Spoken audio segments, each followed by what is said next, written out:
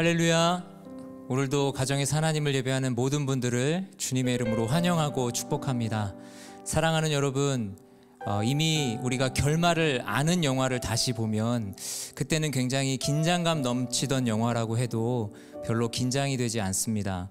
다음에 무슨 일이 일어날지 이미 알고 있고, 또 결국 주인공이 죽지 않고 살 것을 알기 때문에 다음 내용을 모르고 볼 때와는 그런 긴장감이 이제 사라지는 거죠. 성경은 우리에게 이렇게 말씀합니다. 예수님께서 이미 승리하셨습니다. 죄와 사망의 권세를 이미 이기셨다라고 성경 우리에게 말씀합니다. 우리의 믿음은 바로 그 예수님을 믿는 것입니다. 예수님의 그 승리하심을 믿는 것이죠. 이미 승리하신 예수님을 믿음으로 바라보며 우리가 환경과 조건을 뛰어넘어 언제나 평안을 누리며 살아가는 그런 저와 여러분 되실 수 있기를 축복합니다. 모든 것 위에 뛰어나신 주님, 우리의 왕 되신 주님, 승리하신 주님, 찬양받으시기에 합당하신 주님께 우리 시간 큰 감사와 영광의 박수 올려드리며 함께 예배 자리로 나아가겠습니다. 할렐루야. 왕 되신 주님, 승리하신 주님, 찬양받으시기에 합당하신 주님의 이름을 높여드립니다. 할렐루야. 아멘.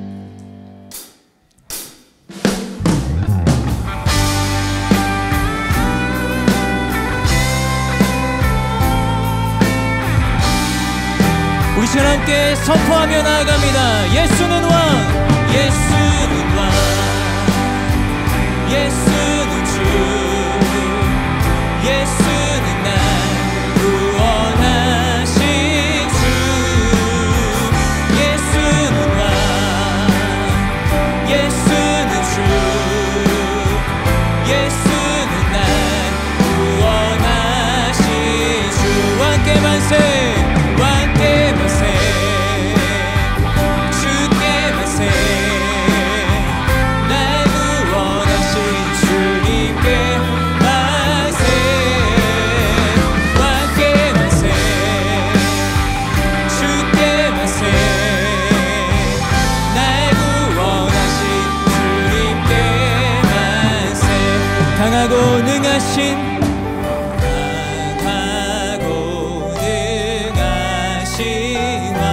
세상 모든 나라 다스리시네. 소리 높여, 소리 높여 찬양해. 그는 만유의 주, 그는 만왕의 왕. 예수는 왕, 예수는 주, 예수는 날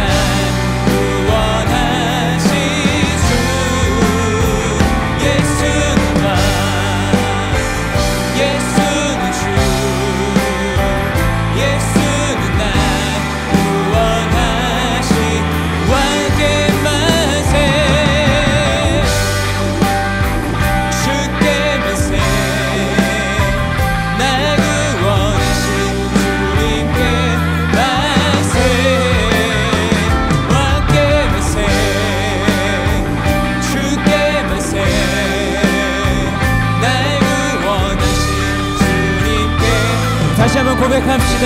강하고 능하신 왕, 강하고 능하신 왕, 세상 모든 나라 다스리시네.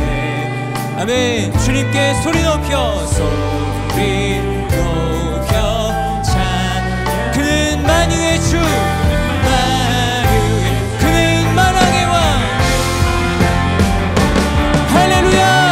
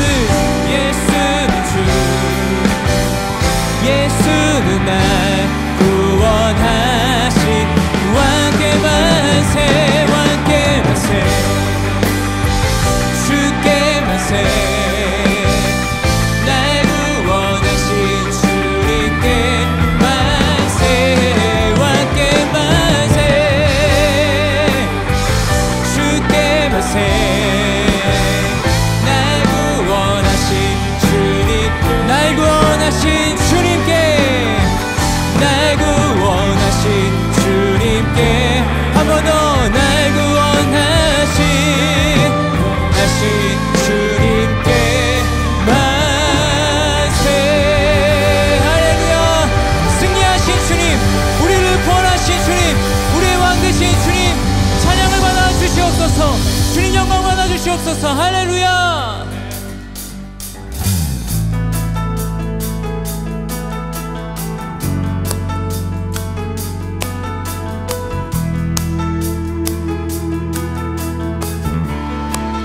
함께 온 세상 창조주, 온 세상 구원자, 모든 것 이기신 능력의 하나님.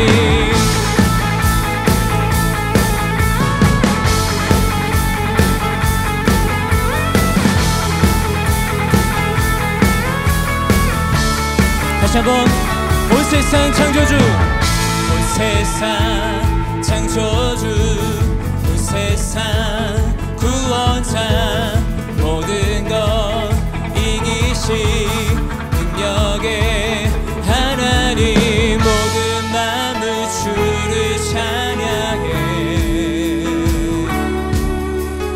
모든 민족 주께 경배해.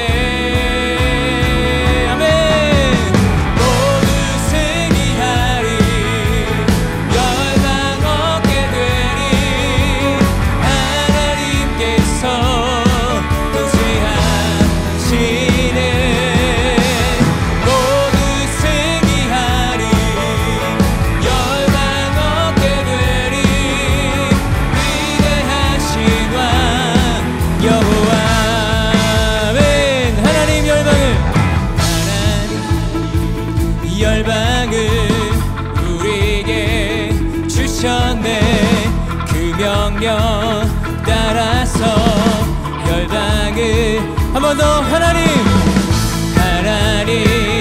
열방을 우리에게 주셨네. 그 명령 따라서 열방을 아멘. 모든 마음을 주를 찬양해, 모든 민족 주께 경배해. 아멘. 모두 승리하리, 열방 얻게 되리. 하나님께서 통치하시네. 모두 승리하리, 열방 얻게 되리. 위대하신 왕 여호와. 아멘.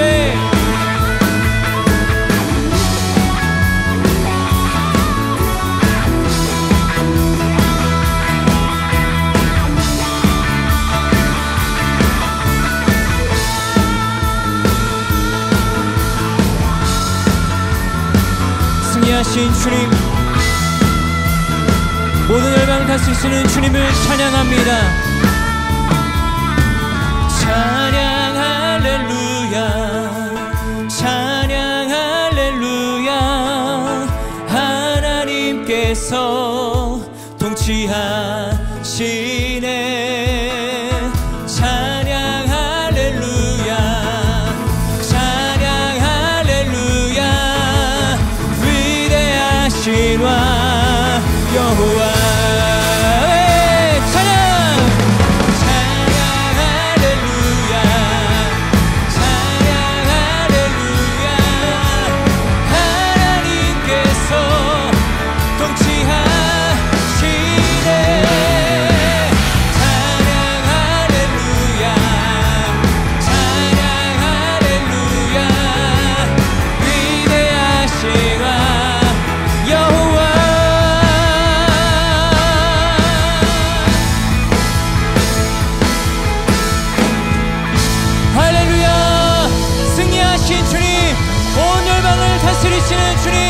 주님의 이름을 찬양합니다. 주님 영광 받아주시옵소서. 할렐루야.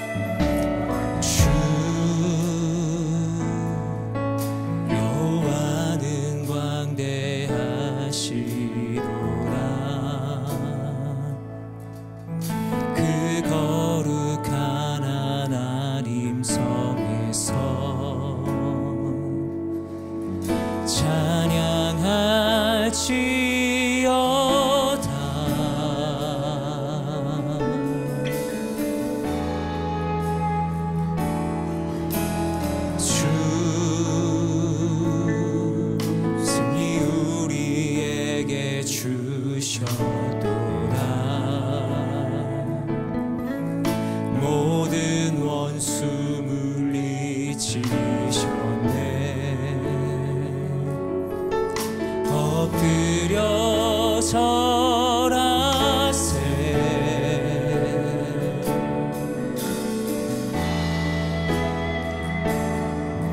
다 주의 크신 이름 높이며 우리에게 행하신 위대한 일 감사하세. 오 주의 신실하신 그 사랑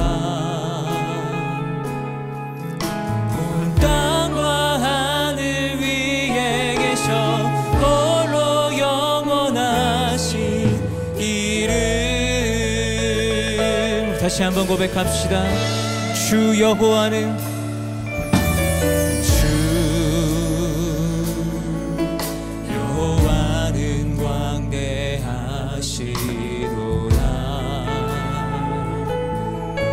그 거룩한 하나님 성에서 주님을 찬양합니다.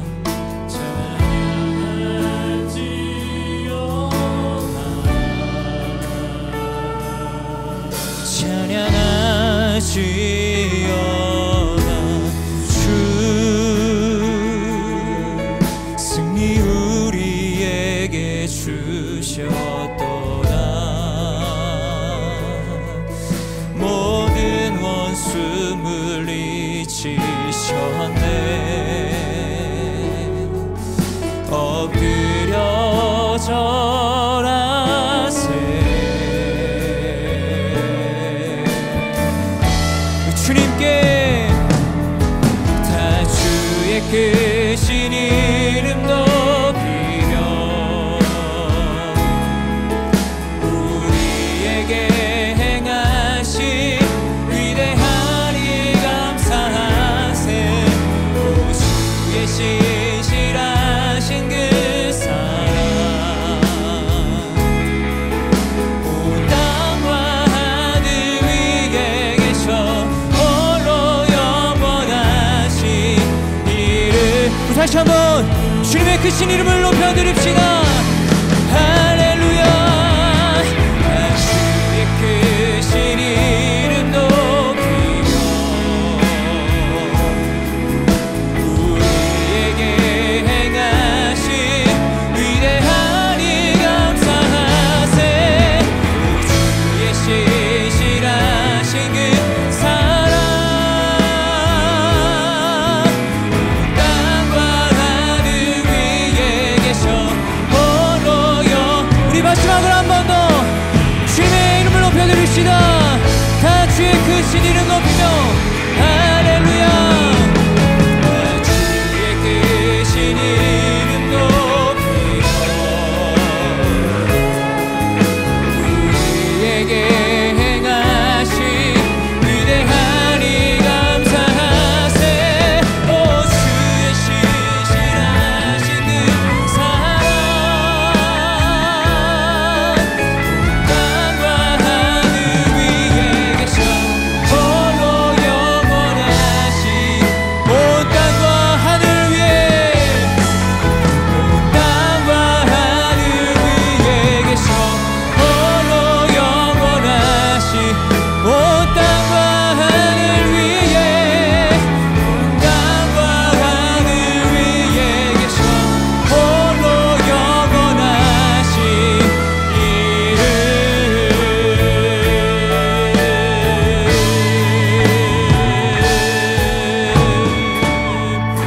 할렐루야.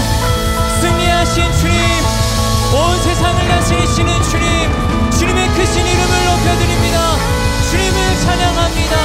주님 영광만 받으시옵소서. 할렐루야. 할렐루야. 네.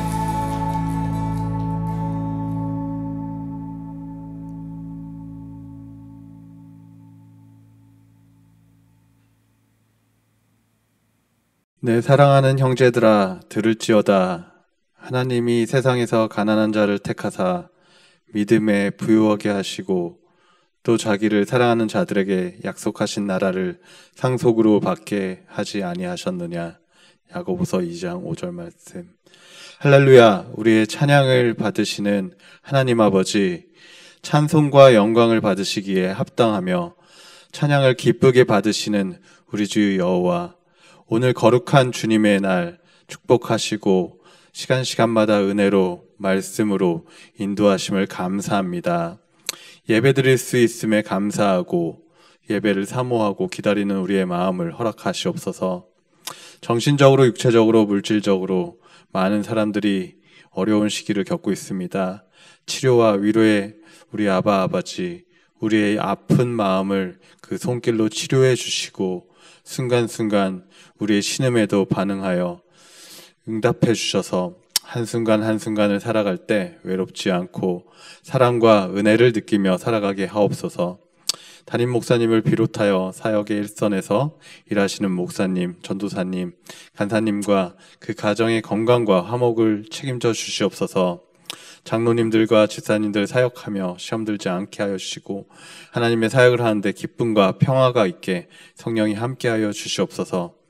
우리 성도님들의 각 가정에 예수님이 함께 하셔서 항상 희생과 사랑이 넘치게 하여 주시고 아이들이 친구들과 만나지 못해 힘들어하고 있습니다. 부모님에게 현명한 지혜를 주셔서 아이들이 심심치 않게 하여 주시고 아이들이 자연과 독서에 빠질 수 있는 시간이 되게 해 주시옵소서. 백신이 개발되어서 접종이 시작되었다고 합니다. 부작용을 줄여주시고 더 좋은 백신들이 더 많이 나와서 전 세계로 저희가 백신을 들고 복음 전하러 가게 해 주시옵소서. 혹시 또 코비드 확신자가 계시면은 당하지 않고 치료약으로 모두 씻은 듯이 낫게 해 주시옵소서.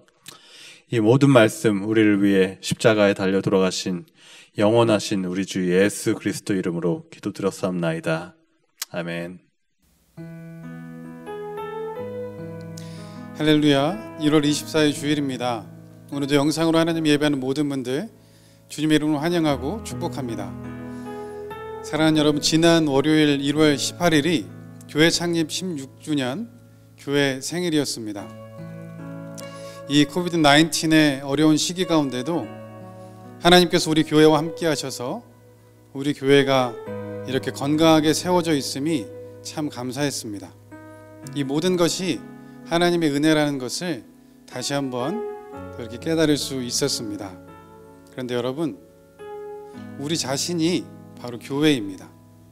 하나님께서 우리 모두를 교회로 부르셨습니다. 교회의 생애를 지나며 또 오늘 하나님을 예배하며 우리 또한 그리스도의 장성한 분량까지 성장하기를 마음에 기대하고 기도하는 우리가 되면 좋겠습니다. 그래서 이 시간에 주변의 분들에게 이렇게 한번 인사하면 좋겠는데요. 우리가 교회입니다. 이렇게 한번 인사해 볼까요?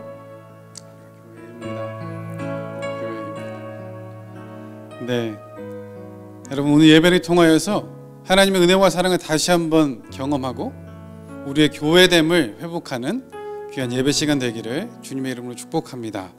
이 시간에 우리 서로 축복하는 시간 가질 텐데 주위의 분들 바라보시면서 은혜의 주님이 함께 찬양하도록 하겠습니다.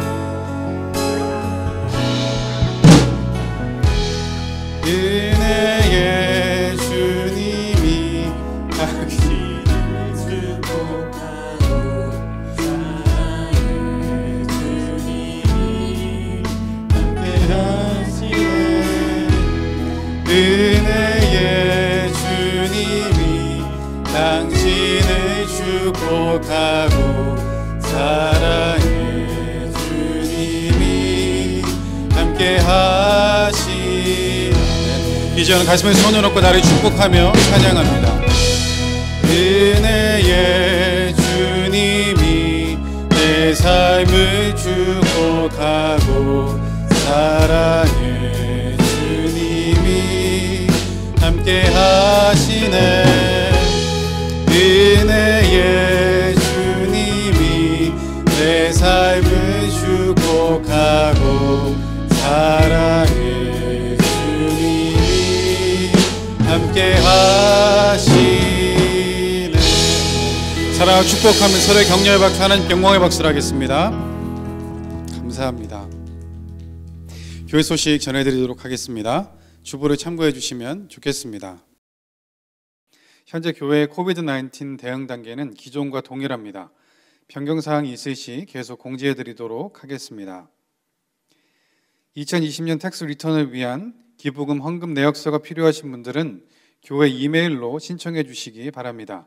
신청하실 때 한글과 영문 이름, 생년월일, 주소, 이메일 주소도 함께 보내주시기 바랍니다. 이와 관련한 문의는 유형민 장로님께 해주시면 되겠습니다. 2월 큐티책 생명의 삶이 나왔습니다.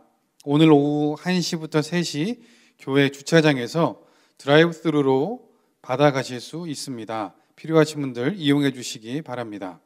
LA 외 지역에 거주하신 분들께는 우편으로 발송해 드리도록 하겠습니다. 이와 관련한 문의사항은 배성호 목사님께 해주시면 되겠습니다. 지난 성탄절 가족 사진대회에 참여하신 가정들을 위한 선물이 준비되어 있습니다. 다음 주일 1월 31일 오후 1시부터 3시까지 교회 주차장에서 드라이브스루로 픽업하실 수 있습니다. 수상하신 가정들은 상도 받아가시기 바랍니다.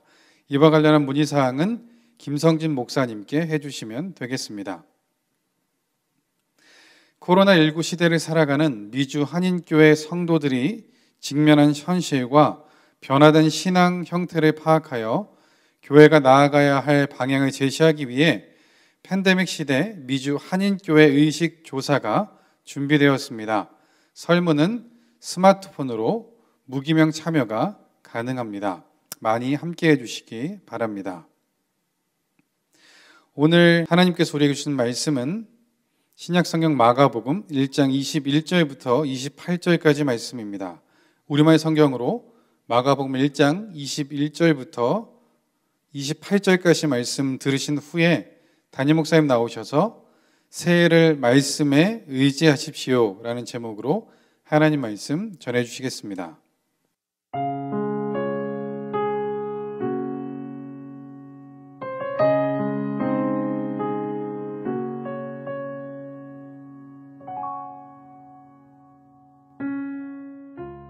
그들은 가버나움으로 갔습니다. 곧 안식일이 돼 예수께서 회당에 들어가셔서 말씀을 가르치시기 시작하셨습니다. 그러자 사람들은 예수의 가르치심에 놀랐습니다. 율법 학자들과 달리 예수께서는 권위 있는 분처럼 가르치셨기 때문입니다. 바로 그때 회당 안에 더러운 귀신 들린 사람 한 명이 울부짖었습니다. 나사렛 예수여, 우리가 당신과 무슨 상관이 있습니까? 우리를 망하게 하려고 오셨습니까? 나는 당신이 누구신지를 압니다. 하나님께서 보내신 거룩한 분이십니다. 예수께서 귀신을 꾸짖으시며 말씀하셨습니다. 조용히 하여라. 그리고 그 사람에게서 나와라. 그러자 더러운 귀신은 그 사람에게 발작을 일으키더니 비명을 지르며 떠나갔습니다. 사람들은 모두 너무나 놀란 나머지 서로 수군거렸습니다. 이게 무슨 일이지? 권위 있는 새로운 가르침이로군. 저가 더러운 귀신에게 명령까지 하고 귀신도 그에게 복종하니 말이야. 그래서 예수에 대한 소문이 갈릴리 온 지역으로 삽시간에 퍼졌습니다.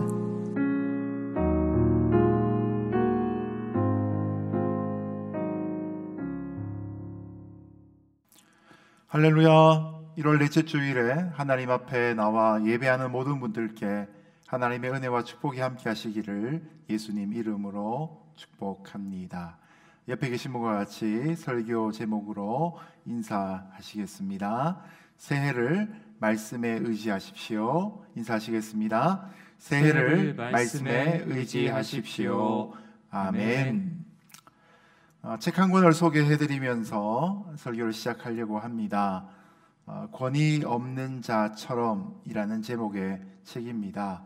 사실 이 책은 평신도들을 위한 책이 아니고 신학교에서 설교학을 공부할 때 꼭 읽어야 될 필독서입니다.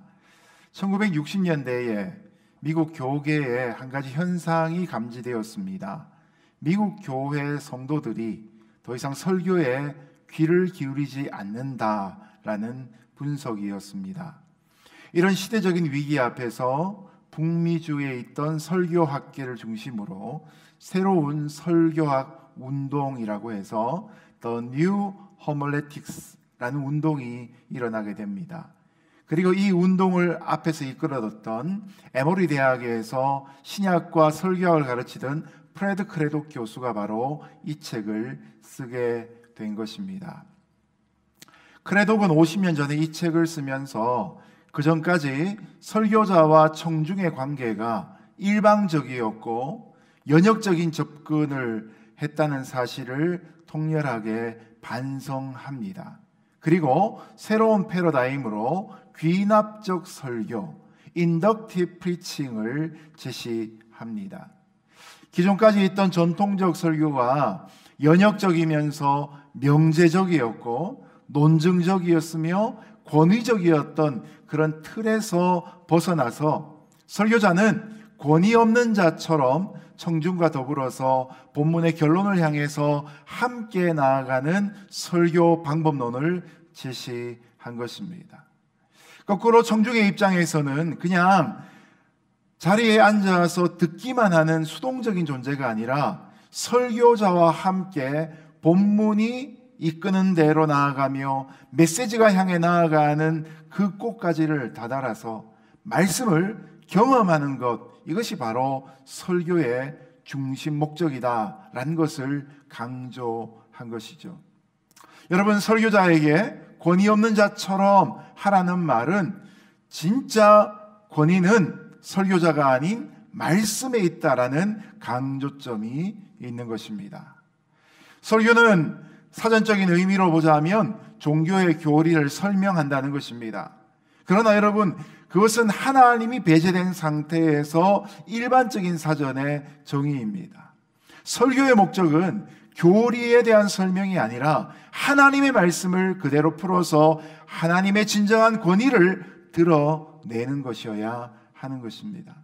바라기는 오늘 말씀뿐만 아니라 2021년 로스앤젤레스 온누리 교회에 속해 있는 모든 강단을 통해 선포되어지고 전해지는 하나님의 말씀을 통해 진정한 권위가 되시는 하나님을 만날 수 있는 복이 있기를 예수님 이름으로 축복합니다. 오늘 말씀을 가르치신 예수님의 모습 속에서 이 한 해를 말씀에 의존할 수 있는 저와 여러분 될 수 있기를 다시 한번 축복합니다. 자, 먼저 21절 말씀 같이 한번 읽겠습니다. 시작. 그들은 가버나움으로 갔습니다. 곧 안식일이 돼 예수께서 회당에 들어가셔서 말씀을 가르치시기 시작하셨습니다. 아멘. 예수님은 갈릴리에서 부르신 제자들과 함께 가버나움으로 가셨습니다. 가버나움은 나훔의 동네란 뜻을 갖고 있는데 갈릴리 서북쪽에 위치한 도시입니다. 당시에 이 가버나움에는 중요한 도로가 지나갔던 관계로 인해 굉장히 번화한 도시였다고 합니다. 자, 그런데 예수님께서 안식일에 가버나움에 있는 회당에 들어가셔서 말씀을 가르치셨다고 21절이 설명하고 있지요. 자, 유다가 BC 586년에 바벨론에게 침략을 당하고 예루살렘 성전마저 파괴가 된 채 수많은 전쟁 포로가 바벨론에 끌려가게 됩니다. 그 성전 없는 곳, 성전이 무너지고 난 다음에 바벨론 땅에 있던 포로로 잡혀갔던 사람들이 성전의 기능을 부분적으로 대신한 것이 바로 회당이라는 것이었습니다. 회당은 유대인들의 종교적인 집합소이며 교육의 기관의 의미도 갖고 있는 것이죠. 자, 여러분, 예수님께서 회개하라, 천국이 가까이 왔도다라고 선포하시고 메시아로서 사역을 시작하시는데 할 수 있는 일들이 많이 있었습니다. 그런데 무엇보다 가장 먼저 안식일에 회당을 찾아가셔서 하나님의 말씀을 가르치셨다는 것은 깊은 의미를 담고 있는 행동이셨습니다. 이 당시에 이스라엘에게는 주권이 없었습니다. 일제가 1931년에 만주 사변을 일으키고 만주국이라는 괴뢰 정권을 세우고 간접 통치를 했던 것처럼 당시의 로마도 이스라엘에 3명의 분봉왕을 세워놓고 식민지 통치를 대리하게 했습니다. 거기 로마 총독도 보내고 분봉왕도 세워놓았던 것이죠. 그래서 예수님의 입장에서는 비밀 결사 단체를 조직해서 잃어버린 국가의 주권을 회복하는 그런 투쟁이 급하다고 하는 이야기를 듣는 경우도 많았을 것입니다. 그런데도 예수님은 예루살렘 성전도 아니고 가버나움 회당에서 하나님의 말씀을 먼저 가르치심으로 공생애를 시작하고 계십니다. 여러분, 굉장히 이 혁명가들의 입장에서 볼 때 예수님의 이런 말씀 사역은 참으로 미약하고 비생산적인 일로 보일 수도 있는 것이었습니다. 그러나 우리 인생을 생각하고 우리의 영혼을 생각해 볼 때 예수님의 이 말씀 사역의 시작의 의미가 무엇인지를 우리 또한 깊이 깨달을 수가 있습니다. 여러분, 사람은 육체만 가진 존재가 아니라 영혼을 갖고 있는 존재입니다. 그래서 인간은 누구나 무엇보다도 하나님의 진리가 가장 필요한 존재입니다. 육체인 몸이 산소와 물의 공급과 영양분을 가져야 살 수 있는 것처럼 영혼된 우리의 삶에서는 하나님의 말씀이 없으면 살아갈 수가 없는 것이죠. 물론 우리가 살아가는 것 속에서 정치적인 자유도 필요하고 경제적인 번영도 있으면 좋을 것입니다. 과학적인 발전도 우리에게 필요합니다. 문화적인 풍요로움도 있으면 좋습니다. 그러나 이 모든 것들이 다 있다 할지라도 하나님의 진리가 빠지면 그 인생은 아무리 열심히 살아도 허무해질 수밖에 없는 것입니다. 그래서 예수님은 우선적으로 하나님의 말씀을 가르치시며 백성들의 마음에 하나님의 진리를 심고 계신 것입니다. 절대 진리가 없으면 옳고 그름을 알지 못하는 상대주의의 혼란 속에서 방향을 잃어버린 채 살아갈 수밖에 없습니다. 참된 희망이 없으면 어둡고 슬프고 운명주의적인 생애를 살아갈 수밖에 없는 것이죠. 하나님의 진리가 없으면 다니엘 4장에 나오는 것처럼 느부갓네살이 일순간에 왕권을 잃어버리고 사람들에게 쫓겨나서 들짐승과 함께 거하면서 소처럼 풀을 뜯어먹고 살아가는 비참한 인생이 되어버리고 마는 것이죠. 왕이라 할지라도 물질과 육신의 노예가 되어버리면 짐승 같은 삶을 살 수밖에 없음을 상징하고 있는 대목인 것입니다. 그러므로 우리도 하나님의 말씀을 통해서 인생의 존재의 의미를 깨달아야 합니다. 왜 내가 살아가는지 목적 또한 말씀을 통해 공급받아야 하는 것이죠. 말씀을 배워서 그 속에서 참된 가치관을 가져야 합니다. 그리고 하나님 나라에 대한 희망과 갈망을 갖고 살아가야 합니다. 이 땅에서의 사명 또한 말씀을 통해 깨달아야 하는 것이죠. 방금 말씀드리는 우리 인생의 존재의 의미와 목적, 참된 가치관과 또 하나님 나라에 대한 소망, 그리고 이 땅에서 우리가 이뤄가야 될 개인적인 소명, 이 모든 것들이 여러분 TV를 본다고 해서 깨달을 수 있는 것들입니까? 좋은 관광지를 간다고 해서 깨달을 수 있는 것입니까? 아닙니다. 아프리카를 가서 가난에 쩔어 있는 사람들을 만난다 할지라도 그 속에서 우리의 마음이 뭉클해지며 그들을 위해 살고 싶은 마음이 생긴다 할지라도 진정한 소명은 말씀을 통해서 거듭 확인되어져야 하는 것이죠. 왜 그렇습니까? 우리 인생 모두를 지으신 창조주 하나님께서 바로 말씀을 통해 우리 인생을 부르고 계시기 때문입니다. 오늘도 말씀을 통해서 내가 왜 살아야 하는가 그 이유를 깨달을 뿐만 아니라 하나님이 나를 부르신 인생의 목적이 무엇인가 분명히 소명을 깨닫고 그 인생에 우리의 삶을 드릴 수 있기를 예수님 이름으로 축복합니다. 자, 그러면 이런 예수님의 가르침에 대해서 사람들이 보인 반응은 어떠합니까? 크게 두 가지로 나누어서 볼 수 있습니다. 먼저 21절 첫 번째 것이 등장합니다. 22절 같이 읽어주십시오. 시작. 그러자 사람들은 예수의 가르치심에 놀랐습니다. 율법학자들과 달리 예수께서는 권위 있는 분처럼 가르치셨기 때문입니다. 아멘. 첫 번째로 예수님의 말씀은 사람들을 매우 놀라게 했습니다. 마가는 예수님을 당시 율법학자들과는 달리 권위 있는 분이라고 소개하고 있습니다. 27절에 가면 한 번 더 이 내용을 언급합니다. 예수님이 가르치신 하나님의 말씀은 청중들에게 감동을 주는 것을 넘어서 충격을 주었기 때문입니다. 여기 나오는 율법학자들은 서기관이라고도 불리던 사람들인데 오늘날로 치자면 구약학 박사들과 같은 사람들입니다. 그런데 예수님의 가르침은 그들과 격이 달랐다는 것이죠. 예수님의 가르침이 더 큰 감동이자 충격이었다는 것입니다. 여러분, 이 당시에 대부분의 율법학자들은 자기들도 지키기 힘든 율법과 장로들의 유전을 백성들에게 가르쳤습니다. 그리고 권위를 내세우기 위해서 자신보다 앞선 유명한 사람들의 말을 인용해서 가르치곤 했습니다. 그래서 그들의 가르침은 굉장히 화려했지만 내용은 허무했고 지키기는 어려운 무거운 멍에와도 같은 것들이었습니다. 예를 들자면 그들이 가르친 장로의 유전 중에 이런 것이 있습니다.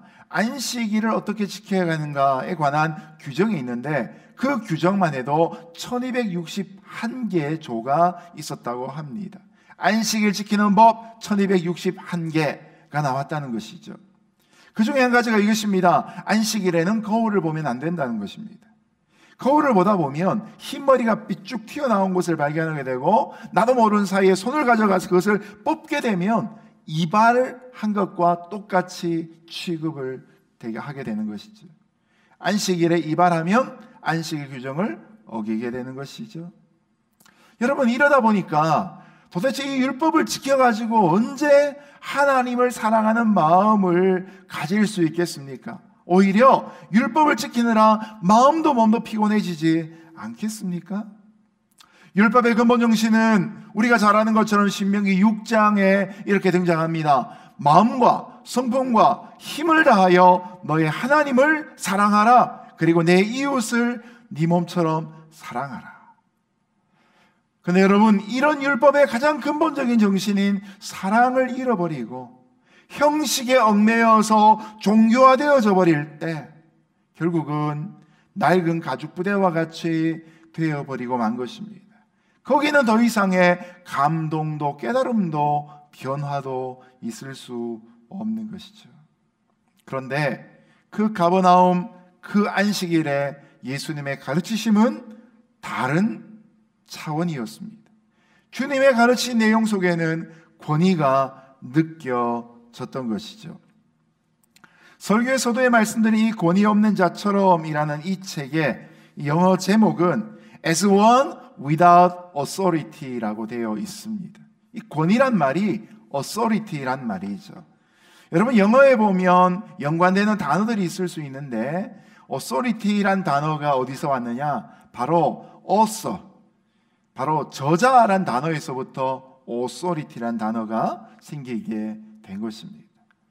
여러분, 권위 있는 사람은 누구인가? 이 책처럼 저자인 사람에게 권위가 있습니다. 책을 만들다 보면 디자이너도 필요하고 편집자도 필요하고 번역자도 필요합니다. 그러나 이 세 종류의 사람은 다 부분적이고 파생적인 권위를 갖는 것이지 진정한 권위는 저자에게 있는 것이죠. 여러분, 우리에게 말씀으로 찾아오신 예수님은 말씀의 본체이실 뿐만 아니라 성경의 오리지널 저자가 되시는 것이죠. 이 예수님의 권위는 단순히 사람들이 귀에 잘 들리는 말을 했고 그들에게 익숙한 용어를 사용했고 그들의 삶에 있는 일상의 예화를 드셨기 때문이 아닙니다. 예수님의 권위는 바로 단순하게도 하나님의 말씀을 순전하게 가르치셨기 때문에 가능한 일이었습니다. 예수님이 전하신 말씀은 당장의 그들의 삶에 윤택함을 주는 것이 아니었습니다. 여러분, 예수님의 말씀과 가르침은 결코 인기 있는 자기계발서가 될 수 없습니다. 예수님처럼 순종하고 예수님 말씀대로 살면 제자들처럼 순교하는 게 딱 맞습니다.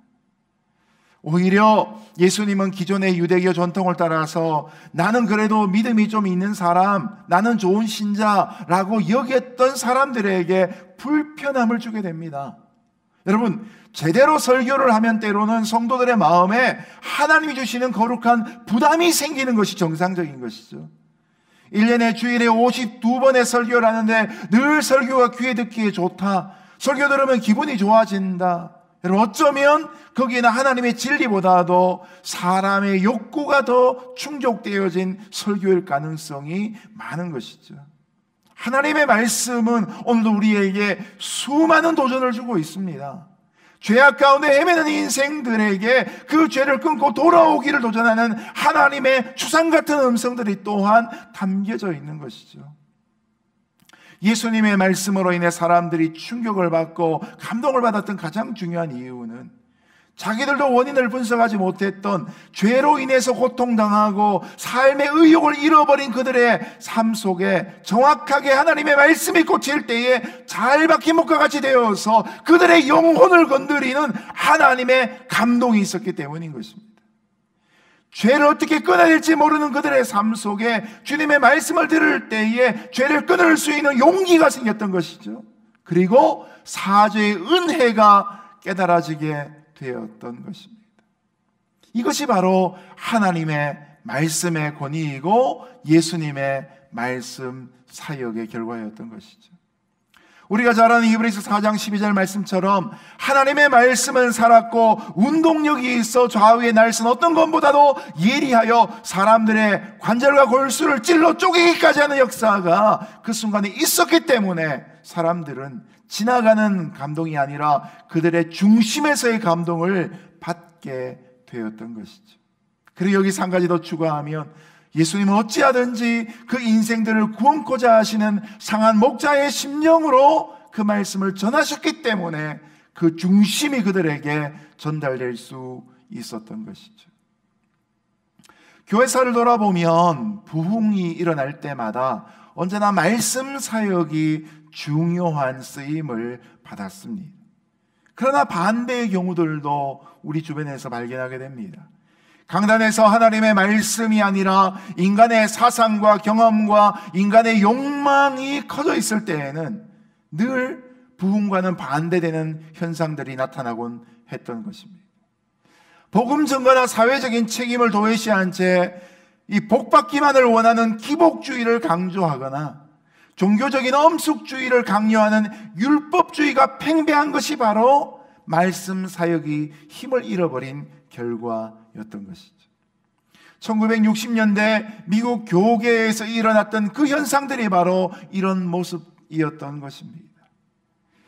또한 청중의 귀를 즐겁게 하는 만담 설교가 유행하는 것 또한 그런 때의 특징이 되는 것이죠.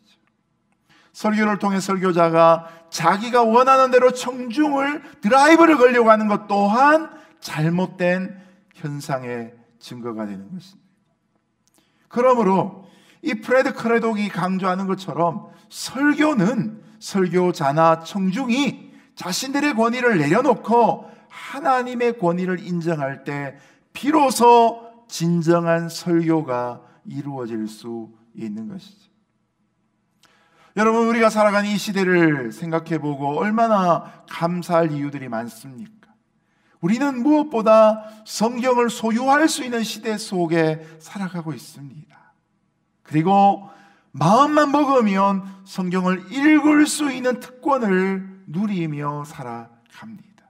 더 나아가 요즘 비대면 예배 속에서 유튜브를 통해 수많은 목회자들의 설교자들의 설교를 들을 수 있는 것 또한 어느 세대에도 없던 놀라운 특권입니다.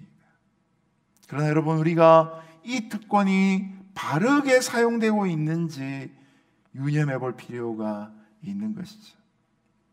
오늘날 우리가 이런 하나님의 가르침 앞에 마음껏 나아갈 수 있다는 것 자체가 하나님이 우리에게 주신 영광이고 특권이라는 사실을 기억할 때 우리의 집에 10권씩 20권씩 있는 그 성경이 축복처럼 여겨지는 것이고, 그것을 펼쳐 읽을 때 하나님의 말씀이 다윗의 고백처럼 꿀고 송이꿀보다 더 달다는 고백이 나올 수 있는 것이죠. 그 말씀을 내게 적용을 할 때 그 말씀이 내 발길 앞을 비추는 하나님의 빛이 된다는 것을 체험할 수가 있게 될 것입니다. 여러분, 바라기는 저와 여러분 모두가 이처럼 권세 있는 하나님의 가르침의 역사를 경험할 수 있기를 주님 이름으로 축복합니다. 그리고 우리 속에 있는 악한 세력과 때로는 변화되기 주저하고 있는 두려움들을 다 불태워버리고 우리를 순전하게 만들어 주시기를 예수님 이름으로 축복합니다. 두 번째로 예수님께서 말씀을 하시다 나타난 결과를 보겠습니다. 23절 24절 같이 읽어주십시오. 시작. 바로 그때 회당 안에 더러운 귀신 들린 사람 한 명이 울부짖었습니다.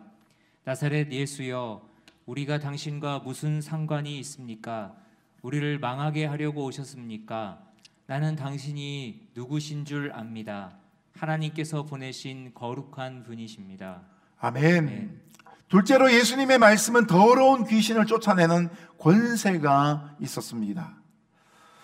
예수님이 가버나움 회당에서 전하신 말씀으로 인해 울부짖는 한 사람을 마가는 기록하고 있습니다.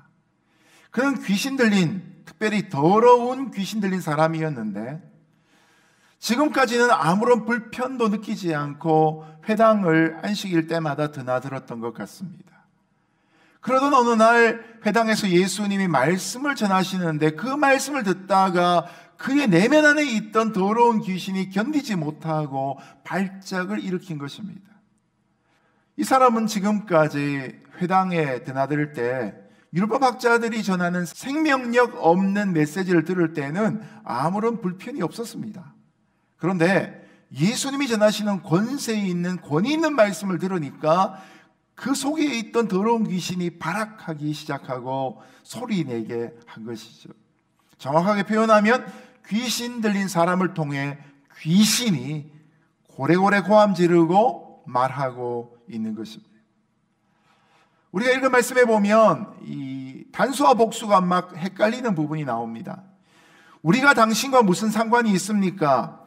우리를 망하게 하려고 오셨습니까? 라고 말하지만 또 다음에 말할 때는 나는 당신이 누구인 줄 압니다. 여러분, 나라 그랬다가 우리라 그랬다가 이것이 바로 또 귀신 들린 증거가 아니겠습니까?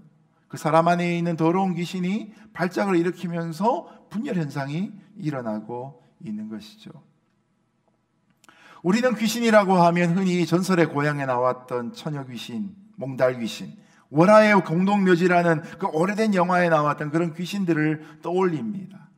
그런데 이런 부류는 억울하게 죽은 사람이나 비명 행사한 사람의 귀신인 원귀에 관한 이야기들입니다. 그 개념을 가지고 성경을 읽으시면 곤란합니다.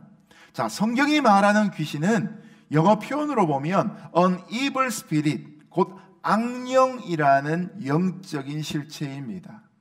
악령은 원래 하나님이 창조하신 천사들 중에 있었던 존재들인데 타락하면서 반역을 일으키게 되었던 것이죠. 이런 악령들은 결코 구원받을 수 있는 존재들이 아닙니다. 결국은 사망의 존재들로 영원한 형벌을 받아야 될 존재들인 것이죠. 이 악령들이 살아가는 목적이 뭡니까? 오직 하나님 나라를 회방하는 사단이 짜놓은 그 큰 그림을 이루고자 하는 것입니다. 그것 때문에 민족과 나라와 지역에 스며들어가며 사람들의 감정과 의지와 이성에 작용하고 있는 것이죠.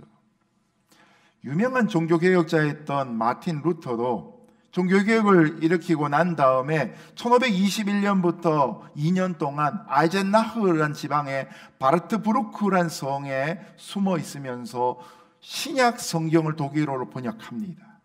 근데 그 현장에 가보면 루터가 앉아있던 책상 180도 뒤쪽에 보면 그 높은 위치에 루터가 자기에게 찾아왔던 이 악령을 향하여 던졌던 잉크벽 자국이 지금도 남아 있습니다. 뭐 이것이 진짜 루터가 던진 것인가 아닌가 말들이 많은데요. 하여튼 그곳에 가면 그렇게 설명을 합니다. 종교개혁자인 마틴 루터도 분명히 이 악령의 존재에 대해서 때로는 시달리고 때로는 싸우기도 했던 기록들을 분명히 고백하고 있습니다. 여러분, 그러므로 이런 더러운 귀신이 예수님 앞에 나와서 말씀을 들을 때에 견디지 못하고 발악했다는 사실 속에서 예수님의 말씀이 얼마나 권위 있었는가를 우리는 깨달을 수가 있는 것이죠. 그런데 여기에서 이 더러운 귀신이 마치 예수님에게 항복할 것처럼 말하면서 하고 있는 말을 가만히 보면 이 비열한 마귀의 속임수 몇 가지가 숨겨져 있습니다. 첫 번째가 이것입니다. 나사렛 예수여, 우리가 당신과 무슨 상관이 있습니까? 여러분, 이 말씀은 예수님에게 관용을 베풀어 달라는 식으로 이야기하면서 당신과 나는 상관없는 존재 아닙니까? Don't touch me라고 표현하고 있는 부분입니다. 여러분, 진리와 거짓은 언제나 동시에 존재할 수 없습니다. 하나님의 말씀이 선포되어야 되는 그 회당에 어떻게 성령이 역사하시는 그 자리에 악령이 공존할 수 있겠습니까? 성령이 계신 곳에는 악령이 있을 수 없고, 악령은 그 순간에 성령 앞에서 물러가고 떠나가야 되는 것이 마땅한 것이지요. 때로는 타협과 공존을 위해서 협상하고자 하는 마귀의 유혹이 우리를 찾아올 수 있습니다. 그럴 때 주님처럼 말씀으로 이길 수 있기를 예수님 이름으로 축복합니다. 두 번째로, 우리를 망하게 하시려고 오셨습니까? 라고 그 더러운 귀신 들린 이가 말합니다. 이것은 예수님의 사역의 목적을 자기 편의와 자기 전략을 따라서 축소시키고 부정적으로 규정하고 있는 부분들입니다. 여러분, 예수님, 하나님의 독생자이신 예수 그리스도께서 하늘나라 영광 그 보좌를 버리시고 이 땅에 오신 목적이 고작 가버나움 회당에 있는 더러운 귀신 망하게 하려고 오신 것입니까? 아니죠. 예수님이 이 땅에 오신 목적은 온 인류를 구원하시고 온 인류에게 하나님 나라의 영광을 부어주시기 위해 오신 것입니다. 마가복음 10장 45절이 말하는 것처럼 예수님은 자기 목숨을 많은 사람들의 대속물로 주고 그 사람들의 생명을 살리기 위해, 풍성하게 하기 위해 이 땅에 오신 분이시지요. 마귀를 멸하는 것 또한 예수님의 사역의 한 가지 결과일 수 있지만, 여러분, 예수님이 이 땅에 파괴하기 이전에 먼저 그 양들에게 생명을 주시고 더 풍성하게 하기 위해 오셨다는 사실을 기억할 수 있기를 주님 이름으로 축복합니다. 세 번째로, 마지막으로 보면 나는 당신이 누구인 줄 압니다. 하나님께서 보내신 거룩한 분이십니다. 라고 마귀는 말하고 있습니다. 여러분, 예수님의 정체를 깨달은 것까지는 마귀가 분명하지만 문제는 예수님의 주되심을 인정하는 고백은 아니라는 것이죠. 더군다나 이것은 이 더러운 귀신이 예수님을 향해서 신앙을 고백하는 것은 결코 아니라는 사실입니다. 오히려 마귀들을 멸하시는 권세를 가지신 예수님께 적대감과 증오심을 드러내고 있는 말에 뉘앙스가 담겨져 있습니다. 우리가 예수님에 대해서 교리적인 차원에서 알아야 될 내용들이 있습니다. 그러나 그것이 우리를 구원하지 않습니다. 교회를 오랫동안 다니면서 오랜 신앙 연수로 인해서 교회 생활에 익숙해지는 부분들이 있습니다. 그러나 교회 생활에 익숙해졌다고 구원받는 것 아닙니다. 주님을 인격적으로 만나고 주님을 나의 구주로 고백하고 주님을 마음으로 영접해야 합니다. 그리고 일상의 삶 속에서 주님과 함께 동행하며 인도하심을 받을 때 우리는 그것을 구원의 삶이라고 말할 수 있는 것이죠. 지식으로만 아는 것은 결코 나의 구원의 결정적인 열쇠가 될 수 없는 것이죠. 히브리어가 말하고 한국말 알미 말하는 것처럼 예수님을 체험하며 그분의 로드십, 주인 되심을 고백하며 하나님의 백성으로 살아가는 하나님의 은혜가 있기를 예수님의 이름으로 축복합니다. 귀신의 이런 존재에 대해서는 양극단이 있는데요, 이 귀신을 너무너무 두려워하는 입장이 있습니다. 바로 귀신론적 이단들입니다. 이 김기동 씨가 만든 베레아라고 시작하는 그 이단은 이 귀신 때문에 모든 질병이 생긴다고 봅니다. 그래서 감기도 귀신 때문에 걸리고 암도 귀신 때문에 걸린다 그럽니다. 때로는 그래서 귀신을 쫓아낸다고 병든 사람에게 안수는 손을 몸에 얹어 기도하는 것이고, 안찰은 사람의 몸을 때리면서 기도하는 것인데, 이 성경에서 안찰이 과연 성경적인지는 잘 모르겠습니다만, 하여튼 이런 때리는 것을 통해서 귀신을 축출할 수 있다는 그런 방법들을 사용합니다.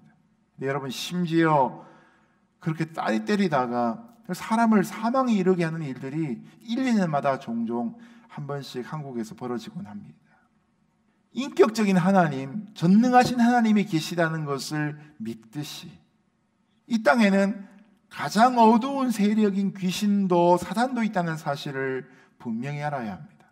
무엇보다 성경이 말하고 있는 내용에 대해서 우리는 수납할 수 있어야 하는 것이죠. 하나님의 백성은 사단의 영향을 받을 수는 있지만, 그러나 그 영혼은 결코 사단의 소유가 되지 않는다는 사실을 또한 분명히 알아야 합니다. 영어로 표현하면 이것을 Demon's Possession이라고 표현합니다. 여러분, 하나님에게 인침받은 존재, 하나님의 소유된 백성은 결코 사단의 소유로 빼앗기지 않으신다는 것이죠. 그러나 우리가 살아가면서 마음이 아프거나 정신병적인 증상들을 앓거나 정신병적인 증상을 앓는다고 해서 그 사람이 구원 못 받는 게 아니라는 것이죠. 귀신이 영향을 줄 수 있지만, 그러나 더 중요한 건 오늘 말씀에 나오는 것처럼 예수 그리스도의 권세가 그 악령을 쫓아낼 수 있다는 사실을 우리는 동시에 믿어야 하는 것이죠. 약물이나 상담의 도움을 받을 수도 있지만, 그러나 근본적으로 우리 인생이 깨끗한 치유를 받기 위해서는 누구나 예수님 앞으로 나와야 합니다. 진리가 되신 예수님 앞에 나와 참된 진리의 말씀을 들을 때 근본적으로 그의 영혼이 정결해질 수 있는 것이죠. 오늘 말씀에 나오는 마귀보다 더 강력하신 예수님의 보호를 받으며 살아갈 수 있는 저와 여러분 되시기를 예수님 이름으로 축복합니다. 이제 마지막 25절에서 28절 말씀 같이 읽겠습니다. 시작. 예수께서 귀신을 꾸짖으시며 말씀하셨습니다. 조용히 하여라. 그리고 그 사람에게서 나와라. 그러자 더러운 귀신은 그 사람에게 발작을 일으키더니 비명을 지르며 떠나갔습니다. 사람들은 모두 너무나 놀란 나머지 서로 수군거렸습니다. 이게 무슨 일이지? 권위 있는 새로운 가르침이로군. 저가 더러운 귀신에게 명령까지 하고 귀신도 그에게 복종하니 말이야. 그래서 예수에 대한 소문이 갈릴리 온 지역으로 삽시간에 퍼졌습니다. 아멘. 예수님은 더러운 귀신을 향해 잠잠하고 그 사람에게서 나오라고 꾸짖으셨습니다. 예수님이 더러운 귀신 들린 이 사람을 고쳐주신 동기나 이유가 무엇일까요? 예수님이 설교를 하고 계시는데 더러운 귀신 들린 사람이 자꾸 옆에서 예수님의 마음을 자꾸 자극하고, 예수님 무슨 말씀하시면 자꾸 아니라 그러고 막 산만하게 만들고 회방하고 귀찮게 하니까 예수님이 참지 못해가지고 그 사람을 고치신 것입니까? 그것이 결코 아니지요. 예수님의 치유의 동기는 그 영혼을 향한 긍휼히 여기심이었습니다. 더러운 귀신이 인간에게 들어가 그의 인생을 망치고 고귀한 하나님의 형상을 갖고 있는 그의 내면에 분탕질을 해놓으니까 예수님은 그 고귀함을 회복시키고자 하는 마음으로 그에게서부터 귀신을 축출하신 것이죠. 예수님이 이 신약 성경에 나오는 귀신을 쫓아낼 때 보면 예수님은 때로는 손가락도 까딱하지 않으시고 말씀 한마디로 고치지 않습니까? 오히려 귀신을 쫓아내기 위해서 막 땀 뻘뻘 흘리고 막 장풍기도 하고 이러는 것은 변화산 밑에 있던 9명의 제자들의 실패한 모습이었던 것이죠. 오히려 주님을 고백하는 찬송을 부르고 그 귀신 들려 인생이 망가진 사람을 하나님의 사랑으로 보듬어주고 안아줄 때 오히려 그 인격적인 반응에 성령의 임재 속에 귀신이 오히려 축출되어지는 것이죠. 여러분, 그래서 예수님은 그 더러운 귀신과 그 인격 자체를 분리해 놓으십니다. 그리고 나서 그의 내면을 사로잡고 있던 귀신의 세력을 말씀으로 쫓아내셨던 것이죠. 예수님의 목적은 마귀를 멸하는 것이 아니라 귀신 들려있는 그 사람을 구하는 것이었다는 사실을 우리는 유념해 볼 필요가 있는 것이죠. 이 과정을 조금 더 천천히 생각해 보면 이렇습니다. 예수님은 먼저 자신을 향해 하나님의 거룩한 자라고 고백하는 척하면서 속이는 마귀의 전략에 넘어가지 않으십니다. 그리고 딱 잘라서 꾸짖으시면서 귀신 보고 침묵하라고 말씀하십니다. 그리고 그 사람에게서 나오라고 명령하셨습니다.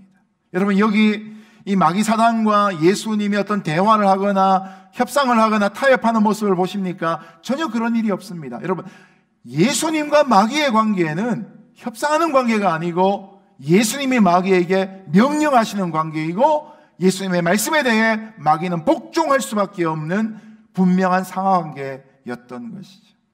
그러니까 더러운 귀신이 그 사람에게 발작을 일으키며 비명을 지르며 손살같이 도망가 버리고 마는 것이죠. 여러분, 이 사람의 인생 겉으로는 멀쩡했을 것입니다. 겉이 멀쩡하니까 회당에 들고 날 때도 아무런 간섭을 받지 않고 예수님 설교하신 그날 그 자리에 와서 앉아 있을 수 있었을 것입니다. 그러나 그 사람의 내면을 생각해 보십시오. 아무도 없는 홀로 지내는 밤 시간을 한번 생각해 보십시오. 저녁마다 더럽고 거짓된 그런 생각들이 그를 찾아갑니다. 때로는 살인의 충돌과 망상에 시달리기도 하고 비참한 인생을 살아가고 있었을 것입니다. 이런 악령이 예수님 앞에, 그 권위 앞에, 권세 앞에 드러나고 예수님의 말씀 앞에 쫓겨나니 비로소 그가 온전한 사람이 되었던 것이 바로 오늘 우리가 보고 있는 사건의 결론이 되는 것이죠. 이것을 본 사람들이 다 놀라서 말합니다. 이는 어찌미요? 권세 있는 새 교훈이로다. 더러운 귀신들을 명한즉 순종하는 도다. 권세 곧 권위 있는 새로운 교훈이다. 바라기는 2021년 주일마다 저를 통해서 섬겨지는 이 설교가 주님의 권세로 전달될 수 있기를 예수님 이름으로 축복합니다. 그리고 비록 대면에서 설교를 듣지는 못하시지만 각자의 삶의 자리에서 함께 예배드리는 여러분도 청중의 자리에 그냥 있는 것이 아니라 말씀의 세계 속으로 들어가서 성령이 인도하시는 대로 설교의 단락단락을 쫓아가며 부족한 설교자인 저의 권위가 아니라 진정한 말씀의 권위를 따라 성령의 충만함으로 이 말씀을 받을 수 있는 이 한 해가 되기를 예수님 이름으로 축복합니다. 그 자리에 놀랐던 사람들이 가만히 있을 수 없었고 나아가 온 갈릴리에 예수님의 치유의 역사와 새로운 가르침의 권위를 증거하였던 것처럼 우리도 그렇게 변화되고 예수님만을 의지하는 인생이 될 수 있기를 주님의 이름으로 축복합니다. 이제 말씀을 맺겠습니다. 사실 오늘의 본문은 오직 예수 그리스도께 참된 권위가 있다는 것을 강조하고 있습니다. 설교자는 설교소도에 말씀드린 것처럼 모든 권위를 내려놓고 마치 권위 없는 자처럼 자신을 십자가에 감추고 말씀 가운데 있는 진리 대신 예수 그리스도가 성령의 능력으로 나타나 하나님 아버지의 사랑을 증거할 수 있는 역사가 강단마다 이루어질 수 있기를 주님 이름으로 축복합니다. 그랬을 때에 귀신은 예수가 누구이신지를 분명히 깨닫고 말씀 앞에 두려워 떨며 도망갔지만, 그러나 우리는 예수님의 말씀을 들을 때에 그 권위 때문에 오히려 기뻐하고 온전히 순종하며 하나님 아버지 앞에 자발적으로 나아가는 아름다운 역사가 있을 수 있기를 주님의 이름으로 축복합니다. 올 한 해에도 저와 여러분의 모든 삶에 하나님의 말씀의 은혜가 충만하여져서 말씀을 개인적으로 읽거나 큐티를 하며 묵상하거나 성경을 공부하거나 또한 설교를 듣고 암송하는 모든 자리자리마다 성령의 충만한 역사 있기를 주님 이름으로 축복합니다. 함께 기도하겠습니다. 고맙고 감사하신 하나님 아버지, 말씀으로 천지를 창조하시며 우리 인생들을 지으신 주인 되신 하나님의 말씀이 오늘 우리 인생의 가장 큰 권위가 되게 하여 주옵소서. 그 말씀하시는 대로 우리가 순종하며 기쁜 마음으로 하나님의 백성으로 능력 있게 살아갈 수 있도록 복 내려 주옵소서. 예수님 이름으로 기도드렸습니다. 아멘.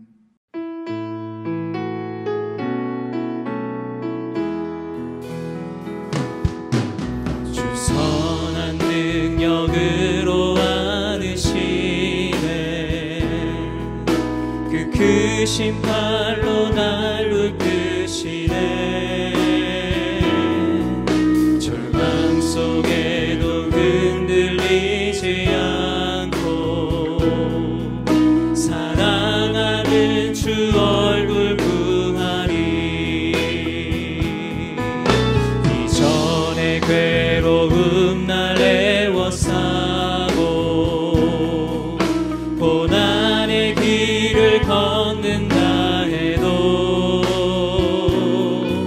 주님께 모두 맡긴 우리 영혼 끝내 승리의 날을 맞으리. 선한 능력으로 일어서리. 주만 의지하리. 믿음으로 우리 고대 안에 주 오시구나. 영광의 새 날을 맞이하리. 주님이 마신 고난의 쓴 자를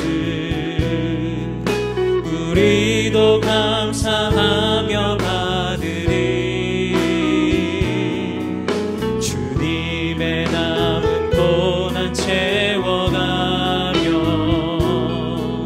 예수와 복음 위해 살리라.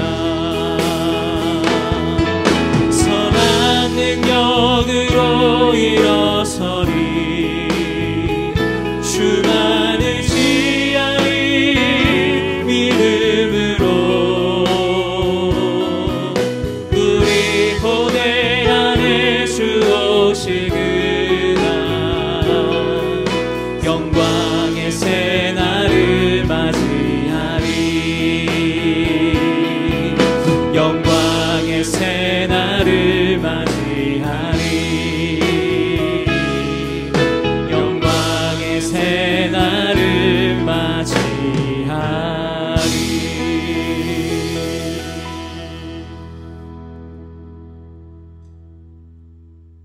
사랑하시는 하나님 아버지, 우리 인생을 향해서 지금도 하나님은 찾아와 오시고 그 말씀을 통해서 무질서하고 혼탁하고 비어있는 내면에 하나님의 말씀으로 채우시기를 원하는 줄로 깨닫습니다.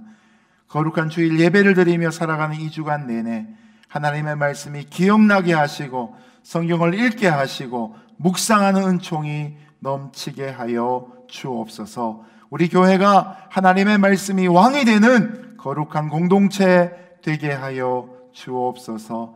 하나님을 사랑하는 마음으로 또한 예배하며 이 시간 거룩한 물질을 구별하여 온전한 11조와 감사의 제목과 주일 연보와 성경금을 올려드리오니 주님 받으시고 거룩한 역사를 위하여 주의 힘으로 마음껏 사용하여 주옵소서. 오늘도 흑암의 권세 아래 엎드려 있는 어두움의 자녀들에게 하나님의 복된 소식 들려올 수 있는 거룩한 사역 이어질 수 있기를 소원하오며, 이제는 우리 주 예수 그리스도의 거룩하신 은혜와 하나님 아버지의 놀라우신 사랑하심과 성령 하나님의 교통위로 충만하심의 역사가 오늘도 말씀 앞에 나아가 순전한 마음으로 주의 말씀을 따라 인생을 드리며 삶을 드리기를 결단하는 함께 예배하는 모든 로스앤젤레스 온누리교회 성도 위에와 세계열방 선교지 위에 영원히 함께 하시기를 간절히 축원하옵나이다. 아멘.